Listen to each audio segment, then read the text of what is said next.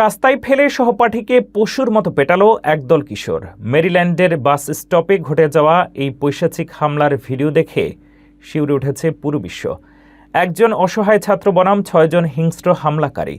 এই অসম লড়াইয়ের বীভৎস দৃশ্য এখন নেট দুনিয়ায় তোলপাড়। কি ছিল তাদের এমন আক্রোশের কারণ, দেখুন প্রতিবেদনে। খেলার ছলে সামান্য ঝগড়া নয়, এ যেন এক আদিম হিংস্রতা।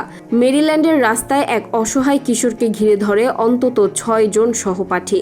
মাটিতে ফেলে তাকে বীভৎসভাবে লাথি ও পদদলিত করার দৃশ্যটি দেখে শিউরে উঠেছে পুরো বিশ্ব। ঘটনাটি ঘটেছে মেরিল্যান্ডের বাল্টিমোর এলাকার একটি বাস স্টপে। স্কুল ছুটির পর যখন সবার বাড়ি ফেরার কথা, তখনই একদল কিশোর কিশোরী মিলে তাদেরই এক সহপাঠীকে আক্রমণ করে। ভাইরাল হওয়া ভিডিওতে দেখা যায় ভুক্তভোগী ছাত্রটি নিজেকে বাঁচাতে মাটিতে কুঁকড়ে থাকলেও আক্রমণকারীরা থামেনি। তারা একের পর এক লাথি ও ঘুষি মারতে থাকে তার মাথায় ও শরীরে। এমনকি অনেকে নিজেদের জুতো খুলে অত্যন্ত অমানবিক উপায়ে তাকে পদদলিত করে।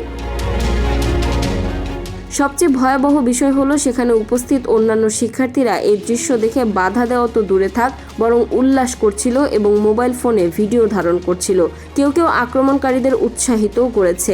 এই ঘটনায় ৫ জনের বিরুদ্ধে অভিযোগ আনা হলেও ১৩ বছরের কম বয়সী হওয়ায় ২ জনকে আইনের আওতায় আনা সম্ভব হয়নি। স্থানীয় পুলিশের মতে, কিশোর অপরাধীদের প্রতি নমনীয় আইনই তাদের এত দুঃসাহসী করে তুলেছে। অল্প বয়সী শিক্ষার্থীদের মধ্যে এমন সহিংস মনোভাব কি কেবল আইনের শিথিলতা, নাকি পারিবারিক শিক্ষার অভাব?